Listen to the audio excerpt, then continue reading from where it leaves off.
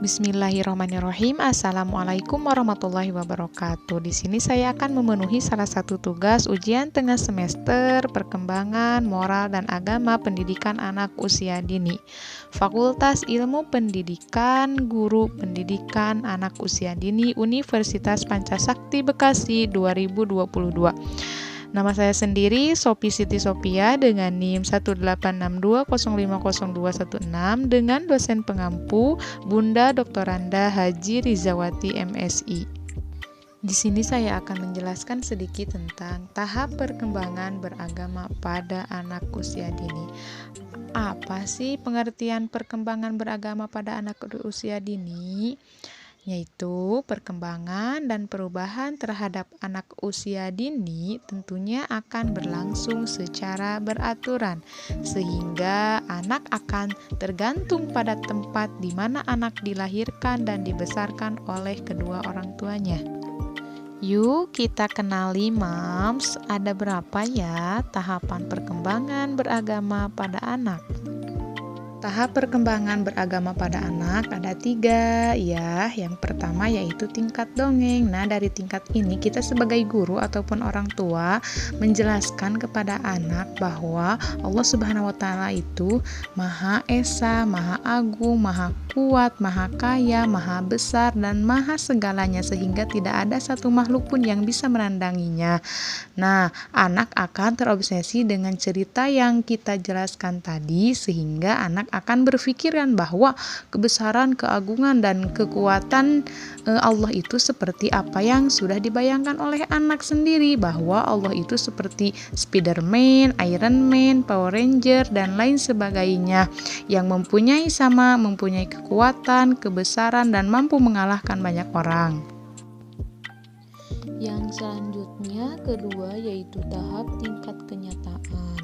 Dari tahap tingkat kenyataan, kita sebagai guru atau orang tua menjelaskan kepada anak bahwa Tuhan itu yang menciptakan kita, Tuhan itu yang menciptakan alam semesta, Tuhan itu yang menciptakan segalanya yang ada di dunia maupun di akhirat. Nah, dari pemahaman itu anak akan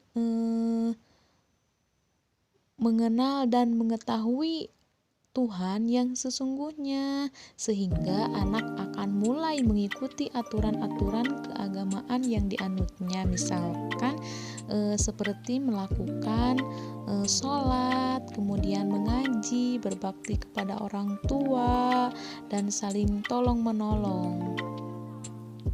Yang ketiga, yang terakhir yaitu tahap tingkat individu. Dari tahap tingkat individu terbagi 3 konsep. Yang pertama yaitu konsep ketuhanan yang konvensional dan konservatif. Dari pengertian ini yaitu anak akan mengenal adanya surga dan neraka, sehingga anak akan merasa ketakutan ketika mendengar kata neraka, dan anak akan melakukan hal-hal yang baik ketika anak mendengarkan kata surga. Misalkan kalau anak berbuat jahat ataupun jelek, nanti Allah akan masukkan ke dalam neraka. Dan sebaliknya, kalau anak soleh, baik, kemudian berbakti kepada orang tua, maka anak tersebut akan masuk ke dalam surga. Yang kedua yaitu konsep ketuhanan yang lebih murni. Nah, kita menjelaskan kepada anak bahwa dari kehidupan kita sehari-hari itu atas kehendak Allah Subhanahu wa taala. Kita masih bisa bernapas, kita masih bisa berbicara, kita masih bisa mengedipkan mata, kemudian kita juga masih bisa menggerakkan seluruh anggota tubuh kita itu atas kehendak Allah Subhanahu wa taala, sehingga anak tersentuh hatinya dan akhirnya anak pun merasakan dekat dengan adanya Allah yang ada di kehidupannya selama ini. Konsep yang terakhir yaitu konsep ketuhanan yang bersifat humanistik.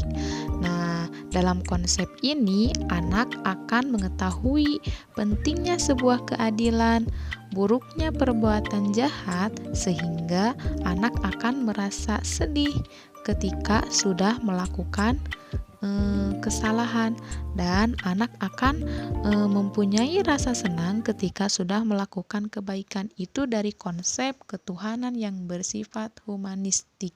Jadi anak lebih mengenal antara perbuatan baik dan perbuatan buruk. Nah, itu dia tadi tahap perkembangan beragama pada anak.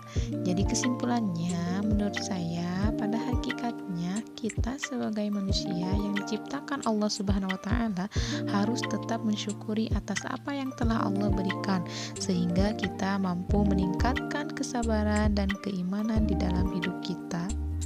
Itu mungkin yang bisa sedikit saya jelaskan, kurang dan lebihnya mohon maaf. Wassalamualaikum warahmatullahi wabarakatuh.